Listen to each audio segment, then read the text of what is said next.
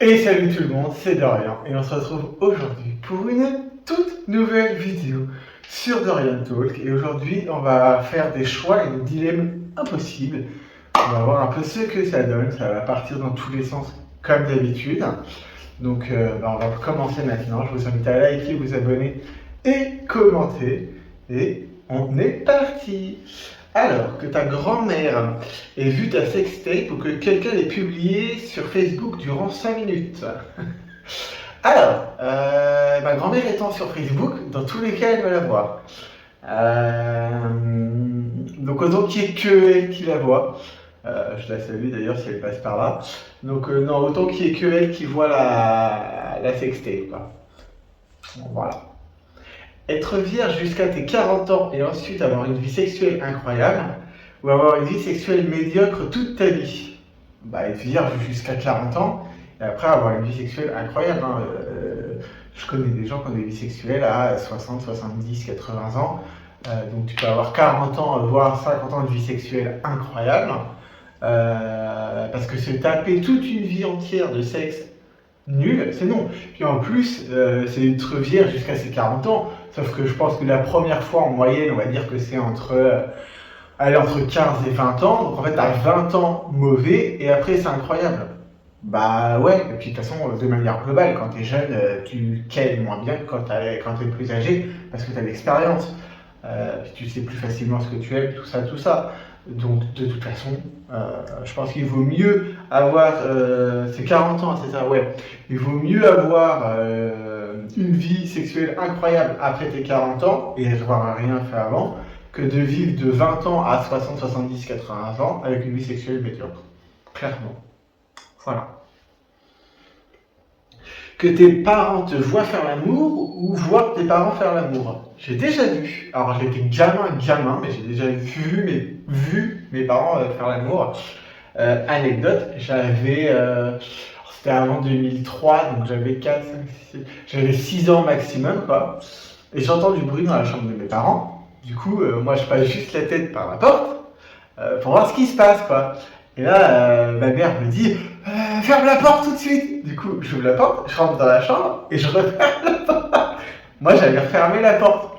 Et du coup, non, du coup, je me suis engueulé, on m'a dit de sortir et tout ça. Donc après, ils m'ont expliqué à part qu'il fallait pas rentrer dans la chambre de ses parents, machin, sans avoir frappé. Donc j'ai rien vu parce qu'ils étaient sous les couvertures, tout ça.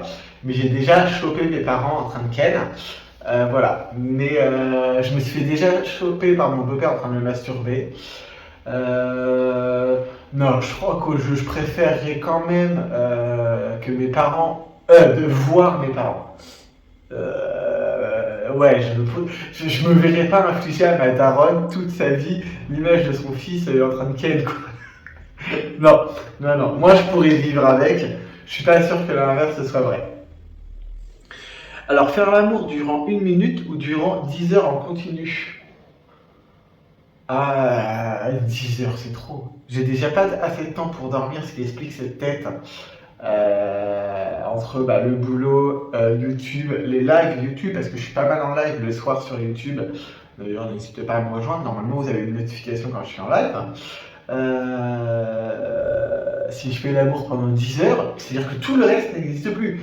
10 heures de sexe, 8 heures de sommeil, 19, 20, 21, 22, 23, il te reste 6 heures. Je fais non. Donc pendant 1 minute. Si, imaginons que cette minute soit très bien qu'un peu courte, tant pis, prenons 1 minute. Ouais. Maintenir des relations avec ton chef sans que personne ne le sache, ou ne rien faire mais que tout le monde pense que vous couchez ensemble. Quitte, autant coucher avec son chef et que personne ne le sache. Tu prends ton plaisir, personne ne le sait, c'est pas plus mal. Un sexe au boulot, j'ai déjà fait. Je conseille pas forcément. Mais voilà. Avoir beaucoup de plaisir, mais être incapable d'en donner, ou ne pas pouvoir ressentir de plaisir, mais être sûr que l'autre soit au 7e siècle. Au 7e siècle. Au 7e ciel. C'est-à-dire que donner du plaisir sans jamais en prendre, en fait, à la fin, tu ne fais plus cette activité-là, en fait. C'est-à-dire que Je vais pas faire du sexe si je prends zéro plaisir. Euh, donc, à la limite, très égoïstement, je préfère être au 7e ciel. Mon partenaire, lui, ce coup-ci, il prendra pas son pied. Mais en fait, toi, il te faut un partenaire nouveau à chaque fois qui sait pas qu'il prendra pas du plaisir. Mais je pense que tu peux tourner comme ça et avoir des relations sexuelles, du coup, très bonnes, régulièrement. Je pense qu'il vaut mieux ça. Jamais, jamais, jamais de plaisir sexuel, c'est compliqué. Par contre, je pense que ça induit le fait de ne jamais avoir de relation longue. Voilà. Ne pas pouvoir te masturber et avoir internet illimité, ou pouvoir te masturber quand tu veux en ayant très peu de mégas. C'est chelou comme question. Ne pas pouvoir- Ben, je préfère avoir très peu de mégas, tant pis, tu regardes tu utilises internet à la maison. Euh, mais j'aurais du mal à pas du tout me masturber. Là, je suis en petite moyenne en ce moment, et je suis en à 4-5 par jour, donc ouais, c'est une petite moyenne. Donc ouais, je pense que je préfère ça. Tu préfères que Cristiano Ronaldo te frappe de toutes ses forces dans les coronets ou qu'un cheval te... Alors, attendez, je vous le répète pour que vous soyez sûr. Tu préfères que Cristiano Ronaldo te frappe de toutes ses forces dans les coronets ou qu'un cheval te... Bah, je préfère que Cristiano Ronaldo me tire de toutes les forces dans les coronets, parce que tu finis par guérir de la douleur. Je suis pas sûr que te faire sodomiser par un cheval, déjà en termes de douleur, ça va être affreux, et psychologiquement, je ne suis pas sûr que tu te remettes de ça. Voilà, voilà. Arrêter de faire l'amour pendant un an ou arrêter de te masturber pendant un an.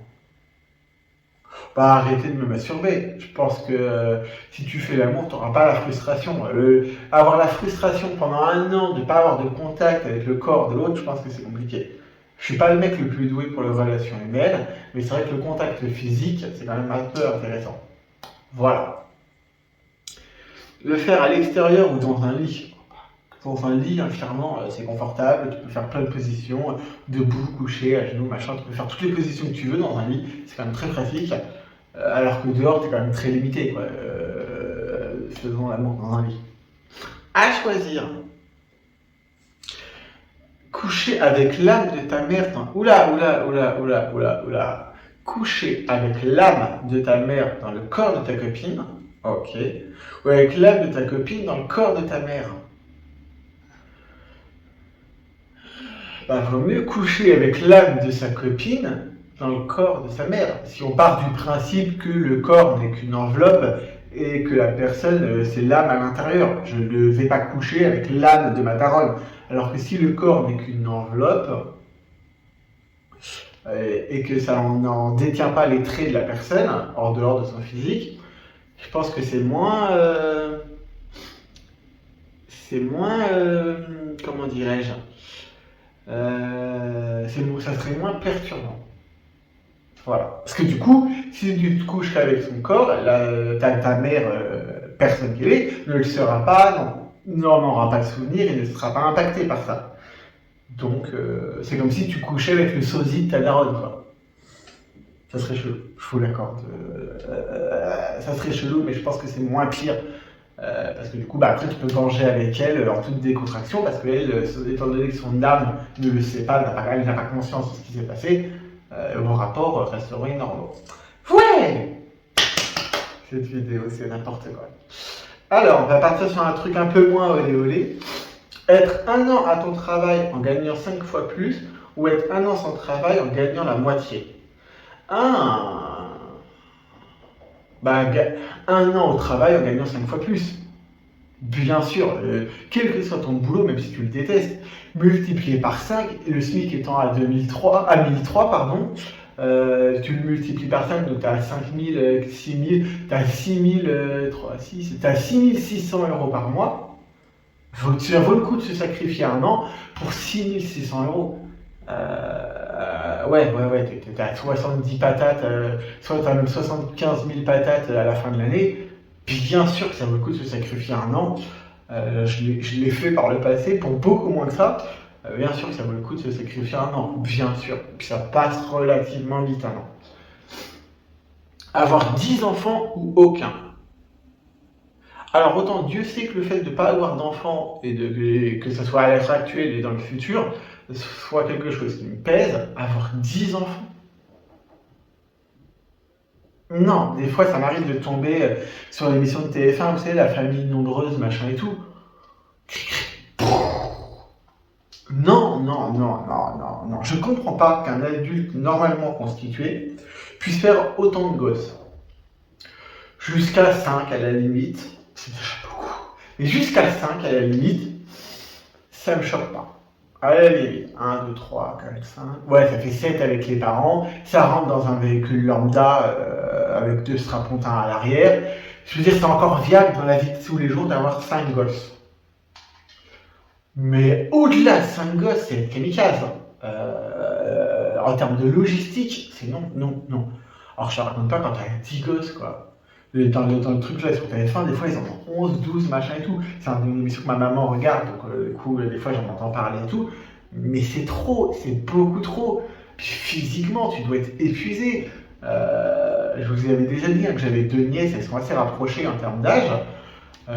Entre celles qui font pas l'heure, mais les dents, les machins et tout, les premières années, c'est bouffant. En dehors de tout le bonheur que c'est d'avoir des enfants, attention. Hein.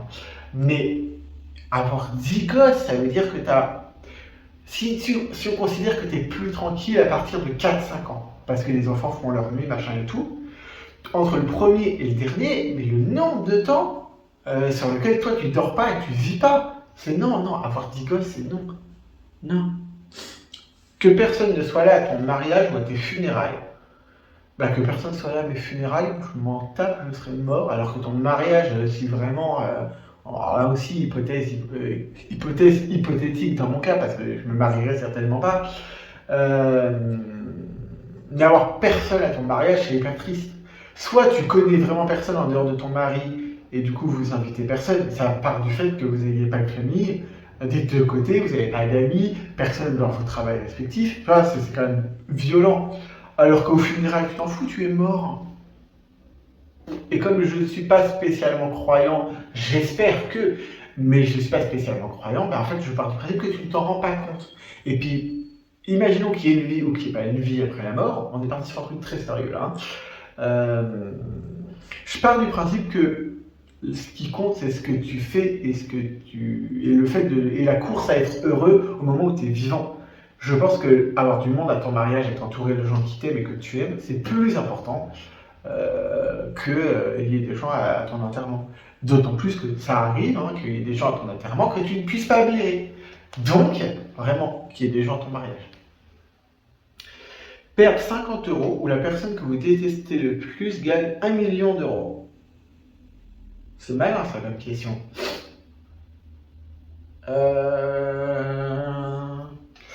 Je dirais perdre 50 balles, tant pis. Si vraiment la personne. Là, j'ai pas l'idée de qui est la personne que je déteste le plus actuellement, mais j'ai pas envie que cette personne gagne 1 million d'euros.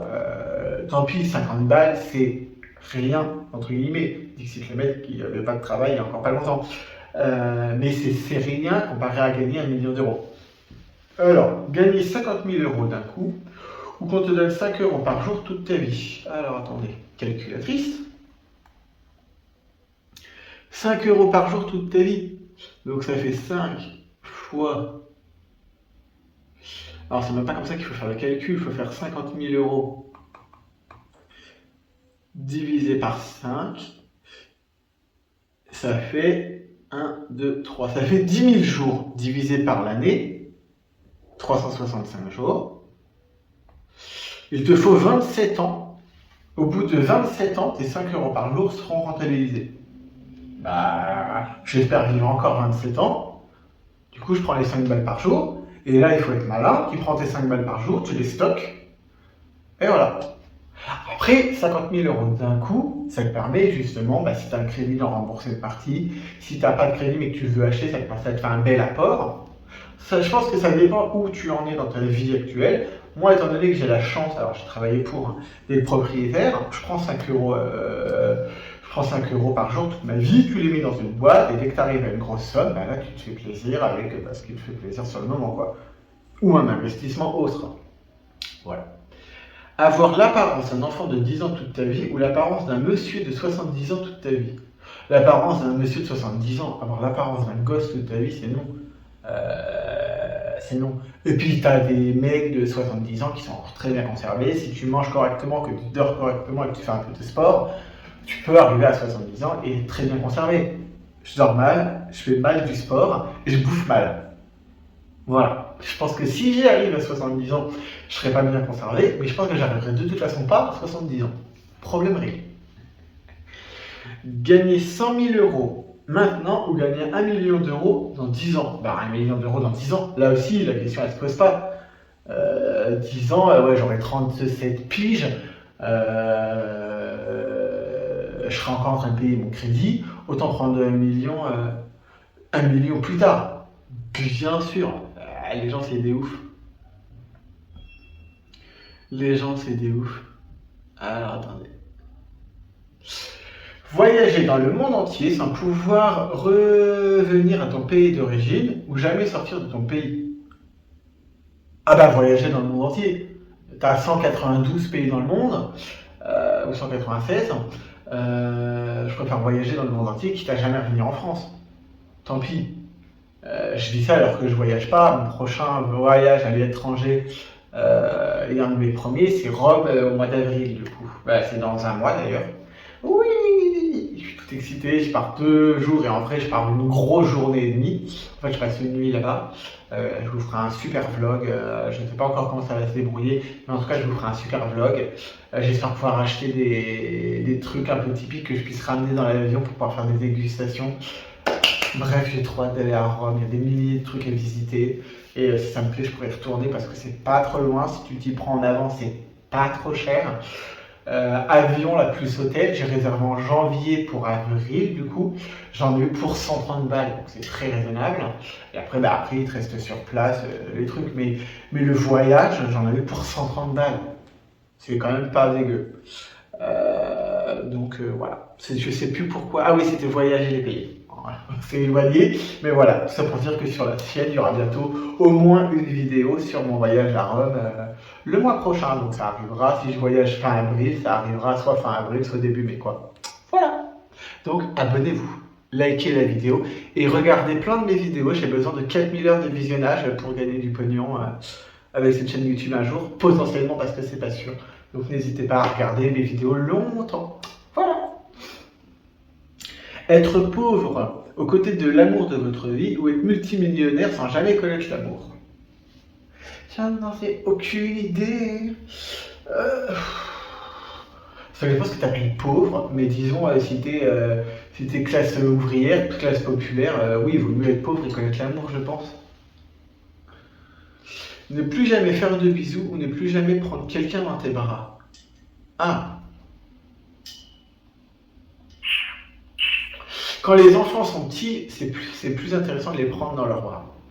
Après, quoique, même un ado, vaut mieux que tu le prends plus facilement dans tes bras que tu l'embrasses sur les jours off course. Hein.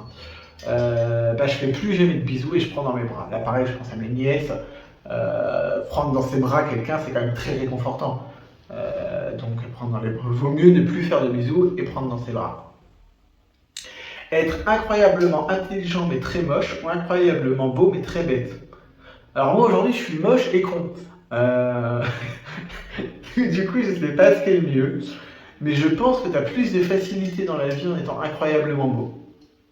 Donc il vaut mieux être incroyablement beau et très con. Tu peux faire de la télé-réalité. Et tes placements de produits. Je pense qu'il vaut mieux être incroyablement beau. Je pense que tu souffres moins dans la vie. Puis en plus, de manière globale, je vais même plus loin. De manière globale, les personnes qui souffrent, la dépression, machin et tout, c'est des personnes qui se questionnent. Et pour se questionner un minimum sur le sens de la vie et ce genre de choses, il faut être un minimum intelligent. Quelqu'un qui est stupide ne souffre pas. Donc, il vaut mieux être stupide. Et très beau. Voilà. Pouvoir parler juste en criant ou juste en susurrant. Je fais déjà que parler en criant. Donc parler en criant, parce qu'en susurrant, ça serait horrible. Là, je sais pas si vous m'entendez. Alors que là, vous m'entendez. Non, mais parler en criant, en susurrant, t'imagines, là, typiquement à la salle de sport, quand t'as les enceintes et tout, le mec à côté de toi ne t'entend jamais. Donc il vaut mieux parler en criant. pouvoir rembobiner le temps ou pouvoir mettre le temps sur pause. Donc en gros, c'est soit pouvoir changer le passé, soit pouvoir mettre un instant sur pause et changer un instant au moment où il y a une connerie.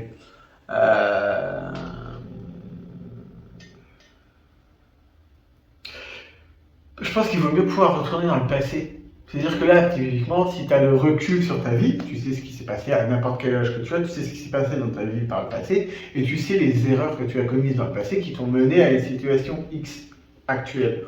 Bah, tu retournes dans le passé, tu changes ce qui doit être changé, et tu reviens, et comme ça, tu as une vie meilleure. Tu vois ce que je veux dire? Imaginons pour quelqu'un qui est décédé, ça te laisse le temps d'aller le sauver. Ou, au contraire, pour quelqu'un qui va faire un truc horrible, ça te laisse le temps d'aller le tuer. Il faut mieux pouvoir retourner dans le passé, je pense. Parce que retourner dans le passé, ça te fait obligatoirement changer l'avenir, de toute façon. C'est la base de tous les films et séries sur les voyages dans le temps. Si tu modifies quelque chose quand tu reviens dans le passé, ça aura forcément un impact sur le futur. Voilà. Voyager gratuitement ou avoir toujours une chambre gratuite dans n'importe... Hein? Voyager gratuitement, ah oui, donc le trajet est gratuit, ou avoir une chambre gratuite dans n'importe quel hôtel. En gros, si tu préfères ne pas payer l'hôtel ou tu préfères ne pas payer l'avion. Alors en vrai, je voyage pas assez, mais je sais par exemple que quand vous partez à la Réunion, le billet d'avion c'est 1000 balles. Jamais vous trouvez forcément des billets d'avion moins chers que les 1000 balles, des hôtels moins chers que les 1000 balles de l'avion. Quand vous partez très loin, l'avion étant tellement cher que je pense qu'il vaut mieux ne pas payer l'avion. Et l'argent économisé dans l'avion, tu peux le mettre dans un super hôtel. Donc, je pense que tu économises plus en ne payant pas le transport. Ne plus jamais faire la queue ou ne plus jamais être dans les embouteillages. J'ai pas le permis, ne plus jamais faire la queue, puis en plus je suis pas patient. Du coup, ne plus jamais faire la queue. Pouvoir voler ou pouvoir lire dans les pensées. Eh ben, pouvoir voler, ça rejoint le truc d'avant. Pouvoir voler, tu peux te déplacer n'importe où, n'importe comment, n'importe quand. Alors que pouvoir lire dans les pensées des gens, tu imagines, normalement la personne dont tu es censé être le plus prochement, c'est ta daronne. Imagine, tu lis dans les pensées, et tu te rends compte que ta daronne, elle ne peut pas te blairer. Je suis pas sûr qu'après tu le vives bien. Alors que savoir voler, ça n'a pas d'impact, ça n'a que des points positifs parce que tu te déplaces beaucoup plus vite. Là, en l'occurrence, pendant que je tourne, je montre là parce que j'ai ma fenêtre, il pleut sa mère. Si tu es capable de voler, ton trajet est quand même beaucoup plus rapide. Donc, il faut mieux savoir voler. Avoir plus de temps ou avoir plus d'argent? Avoir plus d'argent, je dirais. Même si je pense que c'est certainement pas le bon choix en vrai, mais je crois que je choisirais quand même d'avoir plus d'argent. Et on va terminer sur la dernière, qui n'a absolument rien à voir. Être très doué dans quelque chose que tu détestes ou être très mauvais dans quelque chose que tu aimes. Bah, être très doué dans quelque chose que tu détestes. Je pars du principe que si tu es très mauvais dans quelque chose que tu aimes, si c'est quelque chose que tu aimes, tu vas le retenter. Et donc, forcément, à un moment, tu deviendras meilleur. Petit exemple, j'adore jouer à Fortnite. Quand j'ai commencé, j'étais nul à chier. Aujourd'hui, je suis juste nul. Il y a un progrès. Aujourd'hui, j'arrive à faire des kills, pas seulement que sur des bots et tout ça. Donc, je suis toujours mauvais, mais j'arrive à m'améliorer. Alors que si en plus de ça, tu es très bon dans un truc que tu n'aimes pas, et ben ça fait quand même une compétence de plus. Je pense que c'est mieux. Voilà. J'ai failli péter le décor encore. J'espère que cette vidéo vous a plu. N'hésitez pas dans les commentaires à me mettre vos meilleurs dilemmes. Puis comme ça, on y répondra sur une prochaine vidéo. Je vous invite à liker, vous abonner, à regarder d'autres vidéos, of course. Et je vous fais des bisous. À très bientôt sur la chaîne, sur les shorts. Je suis pas mal en live en ce moment. Donc voilà, je vous fais des bisous et je vous dis à bientôt. Ciao! Stop using your world as weapon. Diamonds and dancer, that's what I want. I was the girl. Na na na. Ah, je connais toujours pas les paroles. Enfin, je connais toujours pas l'anglais. On est pas mal. Diamonds and dance floor, that's what I want. I wanna say now. Je connais pas les paroles.